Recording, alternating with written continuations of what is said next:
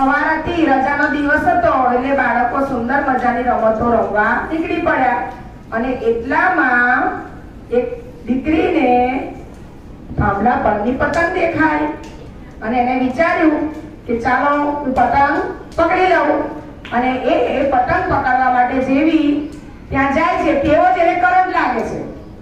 Current કેમ લાગ્યો છે?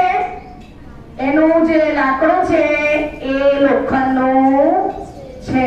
હવે બીજો એક દીકરો છે એને બચાવવા ગયો પણ એને સીધું જ એને પકડી લીધું એટલે એને પણ કરંટ લાગ્યો. બીજા જે રમતા વિદ્યાર્થીઓ હતા એમાંથી આ બીજી એક દીકરી આવી અને એને પણ જોયું કે આમને કરંટ લાગ્યો છે તો એ શું કરે છે? એ વિચારે છે અને નજીકથી એક ઝાડનું ડાળખું તોડીને લાવે છે અને એ ડાળખાથી એ છોડવા જાય છે પણ એને પણ કરંટ લાગે છે. આપણને એવું કીધું છે કે લાકડાથી કરંટ નહીં લાગે એટલે એને આવું કર્યું